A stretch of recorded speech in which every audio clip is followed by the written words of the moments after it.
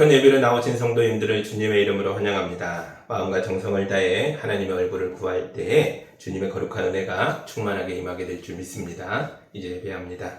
하나님께 예배를 드리는 사람은 영과 진리로 예배해야 합니다. 아멘. 사랑이 많으신 하나님 아버지, 풀마다 나무마다 열매 맺고 결실하는 풍성한 날들을 주셔서 감사합니다. 만물이 성숙해지는 때를 맞이하여 우리도 세상의 걱정과 근심을 내려놓고 주님 앞에 나왔습니다. 주님을 사모하며 예배하는 성도들의 심령도 성령님의 열매로 풍성하게 하여 주옵소서. 예수님의 이름으로 기도합니다. 아멘.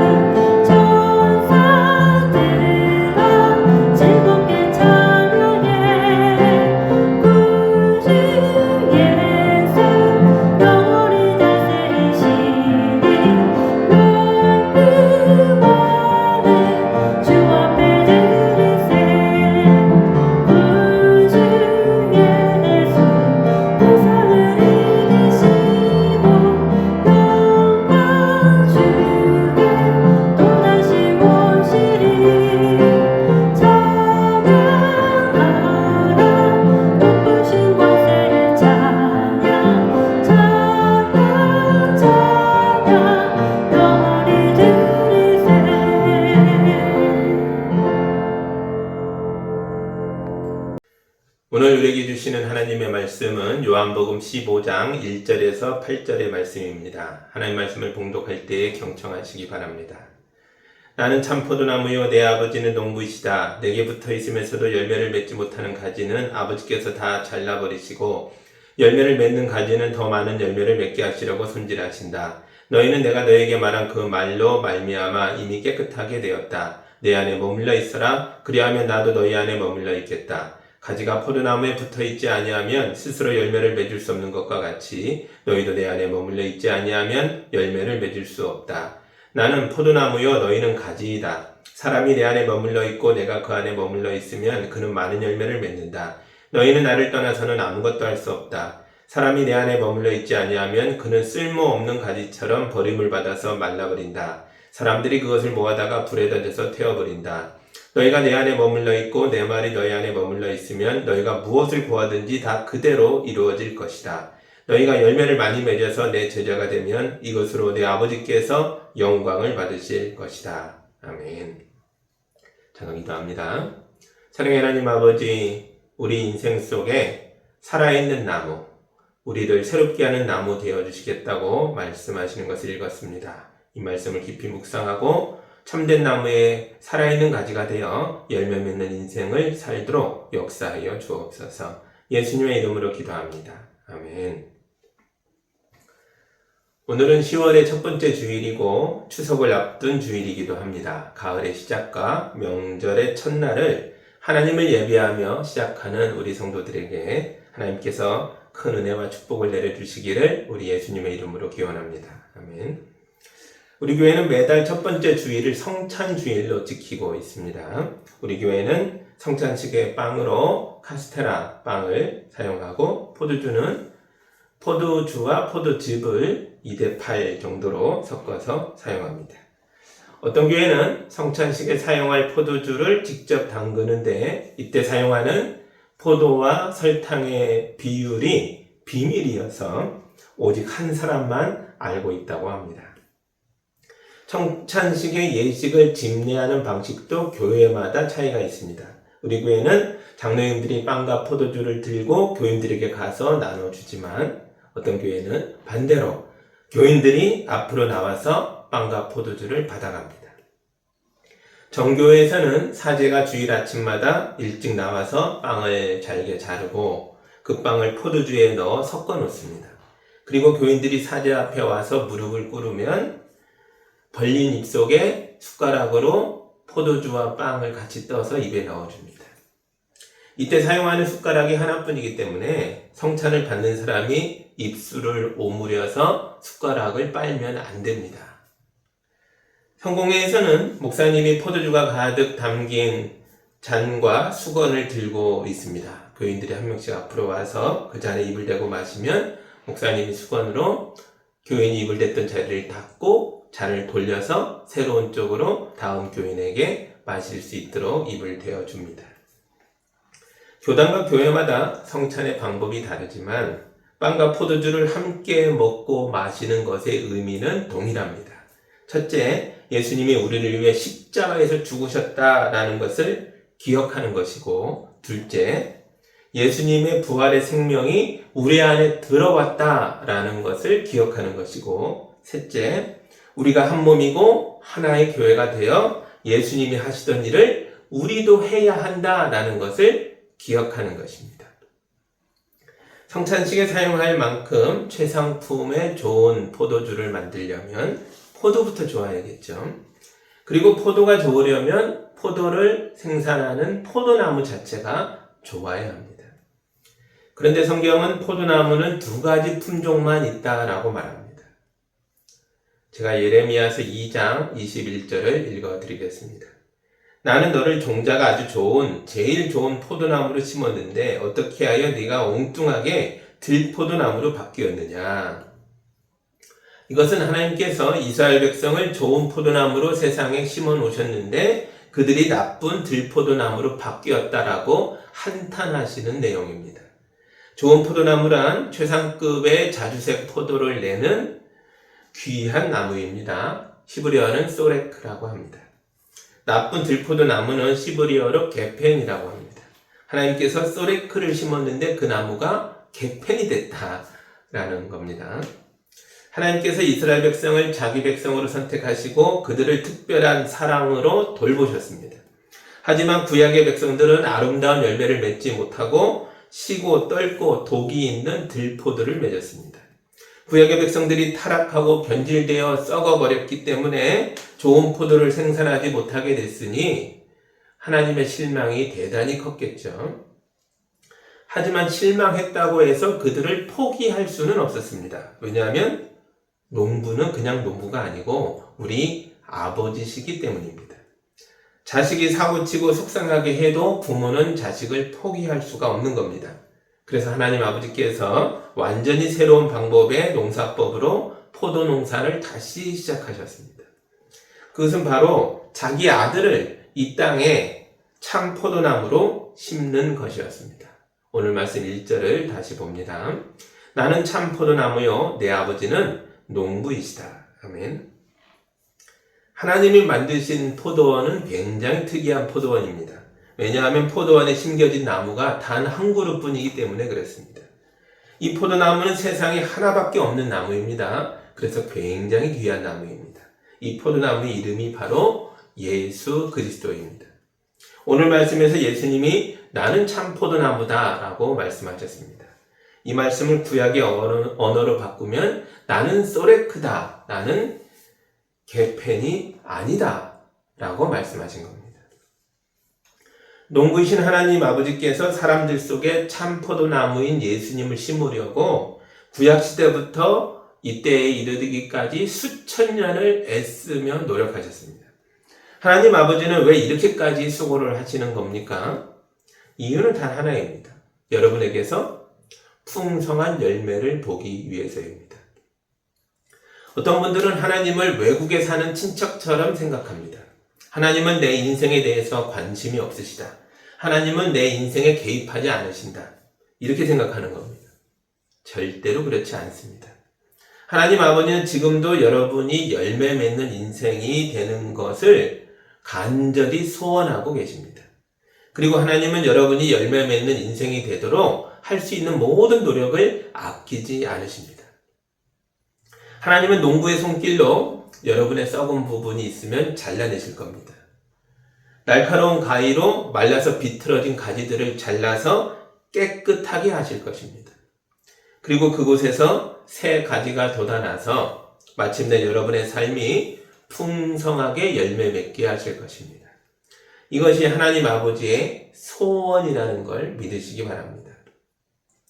자기 인생에서 풍성한 열매를 맺고자 하는 사람들은 모두 참 포도나무인 예수님에게 붙어 있어야 합니다. 예수님이 어디에 계십니까? 바로 교회입니다. 하나님이 만드신 포도원이 교회입니다. 교회의 교인들은 예수 그리스도라는 나무로부터 세상을 향해 뻗어나온 가지들입니다. 예수님에게 강력하게 붙어있는 사람들은 험한 세상 속에서도 많은 열매를 맺을 수 있습니다. 2000년 전 276명을 태운 배가 지중해를 가로질러 로마로 가고 있었습니다. 그런데 중간에 유리굴라라는 큰 태풍이 불어서 배가 침몰하게 생겼습니다. 선원들이 돛을 내리고 밧줄을 감고 값비싼 물건을 바다에 다 던져서 배를 가볍게 만들었습니다. 인간이 할 수 있는 노력을 다 했지만 다 허사였고 배는 깨져서 침몰하기 직전입니다. 그런데 이 배에 예수님에게 단단하게 붙어있는 사람이 타고 있었습니다. 바울입니다. 바울은 로마로 압송되는 죄수의 신분이었습니다. 그런데 죄수 바울이 일어나서 사람들에게 말하기를 예수님이 나에게 바울아 너는 황제 앞에 서서 복음을 전할 것이다 라고 말씀하셨습니다. 그러므로 우리는 아무도 죽지 않을 것이고 모두 살아서 로마에 갈 것입니다. 자, 음식을 먹고 기운을 내십시오. 하나님의 손길이 우리를 인도하시고 살려주실 것입니다 라고 말했습니다. 그런데 죄수의 말을 그 배에 타고 있던 백부장과 군사들과 선원들과 276명이 모두 경청했습니다. 그리고 그의 말대로 됐습니다. 276명 모두가 단 한 명도 생명의 손상을 입지 않고 다 살아서 로마로 갔습니다. 교회에는 오직 예수라는 포도나무 한 그루밖에 없습니다. 그런데 어느새 다른 나무들이 교회 안에서 자라고 있는 걸 보게 됩니다. 교회 안에 영성이 뛰어난 목사님이 있어도 기도 많이 하는 권사님이 계셔도 부유한 성도가 있어도 그들도 나와 마찬가지로 다 예수님의 가지라고 보셔야 됩니다. 그들은 나무가 아니라 다 가지입니다. 나무로 착각하면 안 됩니다. 사람에게 붙지 말고 예수님에게 붙으십시오. 예수님의 이름으로 기도하십시오. 예수님의 은혜와 사랑을 구하십시오. 오직 예수의 이름으로 능력을 행하시기 바랍니다. 그리하면 나와 내 집이 살 것입니다. 모든 가지가 열매를 맺어야 합니다. 나도 열매를 맺어야 합니다. 다른 사람들의 열매를 구경만 하지 마시고 내가 열매 맺으려고 힘쓰고 애쓰시기 바랍니다. 그러면 여러분을 통해 하나님의 영광이 드러날 것입니다. 8절입니다. 너희가 열매를 많이 맺어서 내 제자가 되면 이것으로 내 아버지께서 영광을 받으실 것이다. 아멘. 우리가 맺는 열매는 예수님의 제자됨과 관계가 깊습니다. 예수의 제자로 사는 게 우리의 가장 큰 열매입니다. 제자다운 삶이 뭡니까? 스승 닮아가는 거죠. 예수님을 닮아간다는 것이 우리 인생에서 맺힐 수 있는 최고의 열매입니다. 예수님을 닮는다는 게 뭡니까? 예수님이 하셨던 일을 우리도 하는 것입니다. 예수님은 생명을 구원하기 위해 이 땅에 오셨습니다. 우리도 예수님을 전해 누군가가 예수님을 믿게 된다면 그의 생명을 구원하는 것입니다. 이 일을 하는 거죠. 예수님은 배고픈 사람들을 먹이셨고 병든 사람을 고치셨고 고난당한 자들의 친구가 되셨습니다. 그러므로 우리가 열심히 노력해서 돈을 벌고 가족을 먹여 살리고 사람들을 도우며 살아가면 그게 열매 맺는 인생인 겁니다. 우리가 혼자 할 수 없으면 교회로 하는 겁니다. 함께 힘을 모아서 이웃을 돌보고 고통당하는 사람들의 친구가 되어주면 우리가 열매 맺는 교회가 되는 것입니다. 그러므로 하나님을 기쁘시게 하는 모든 일들이 우리가 맺어가는 열매인 것입니다. 바울은 골로새서 1장에서 이렇게 말합니다. 여러분이 주님께 합당하게 살아가신다면 우리가 하는 모든 일이 하나님께 기쁨이 됩니다. 우리가 하는 모든 일이 열매를 맺습니다. 아멘. 바울은 우리가 주님께 합당한 방법으로 살아가면 그런 삶을 통해 하는 모든 게 다 열매다라고 고백하고 있습니다. 우리가 주님께 합당하다면 신앙에서만이 아니라 우리가 하는 모든 일이 열매 맺게 될 것입니다. 여러분의 결혼생활, 가정생활, 사회생활, 직장생활 이 모든 영역에서 열매 맺게 되기를 주님의 이름으로 축복합니다. 아멘. 농부는 열매 맺지 않는 가지는 잘라버립니다. 2절입니다. 내게 붙어 있으면서도 열매를 맺지 못하는 가지는 아버지께서 다 잘라버리시고 열매를 맺는 가지는 더 많은 열매를 맺게 하시려고 손질하신다. 아멘. 농부 하나님이 왜 열매 맺지 못하는 가지를 잘라버리는 겁니까? 그 가지들이 열매 맺는 가지를 방해하기 때문입니다. 예수님 시대에는 바리새파 사람들이 그런 종류의 사람들이었습니다. 예수님이 이 바리새인들에게 뭐라고 하셨습니까?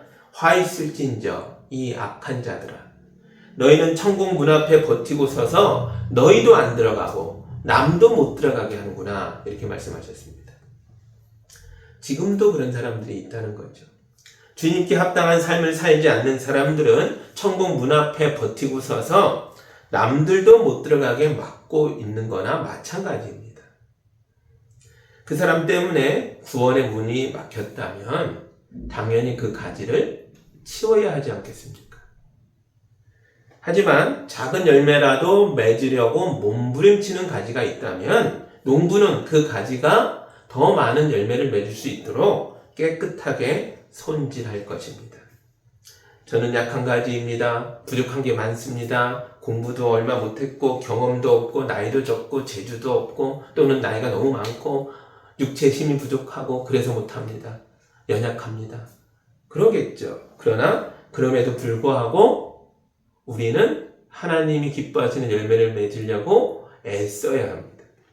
절대 포기하지 말고 작은 열매라도 맺으려고 몸부림쳐야 합니다. 그때 우리는 포도나무로부터 공급되는 어마어마한 진액을 경험하게 될 것입니다.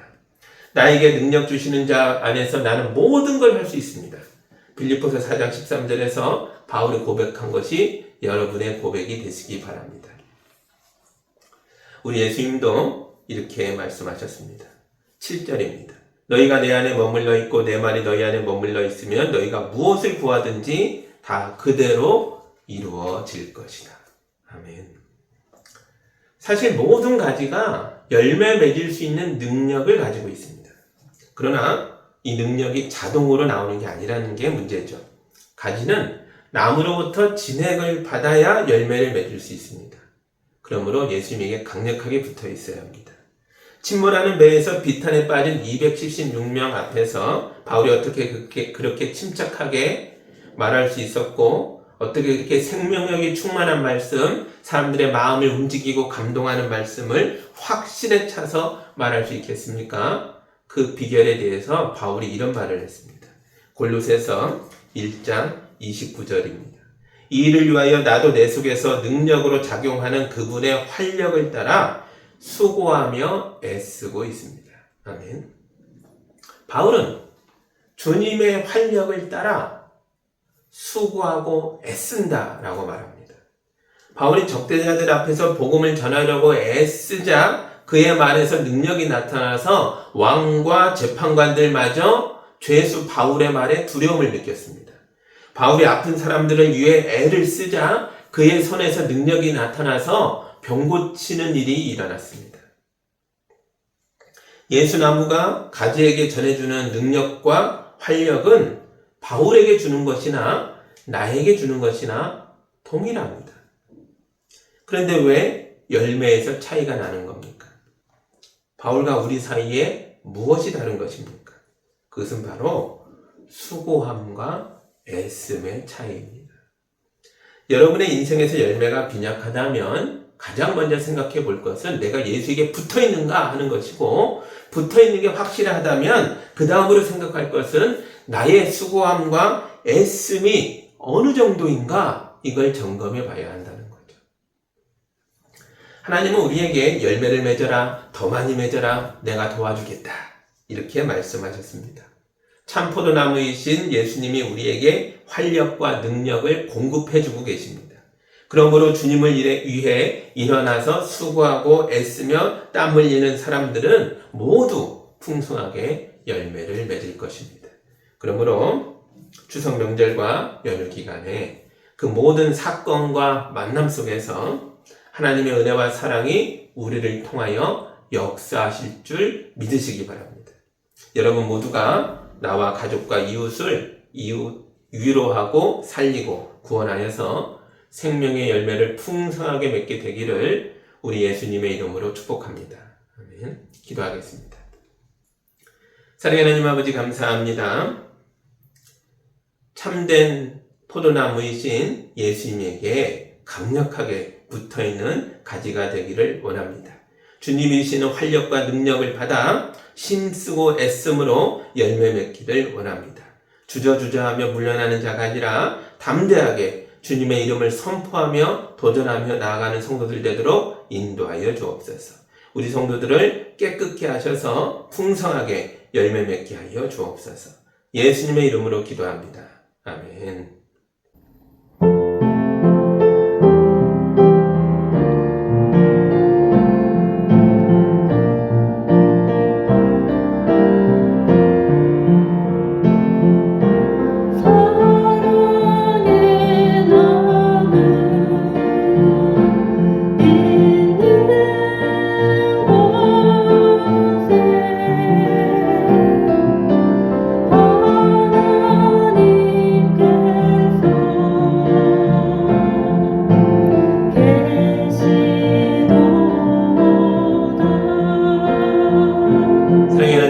우리 성도들이 거룩한 예물을 올려드렸습니다. 이 귀한 예물이 쓰이는 곳마다 생명이 살아나게 하여 주옵소서. 어려운 자들의 눈물이 닦아짐을 받고 힘을 내어 일어나 주님 앞에 올 수 있는 길이 열리도록 축복하여 주옵소서. 우리 성도들 명절을 맞아 많이 움직이고 사람 만날 때 그 모임과 만남과 사건들 속에서 은혜로 동행하여 주옵소서. 예수님의 이름으로 기도하옵나이다.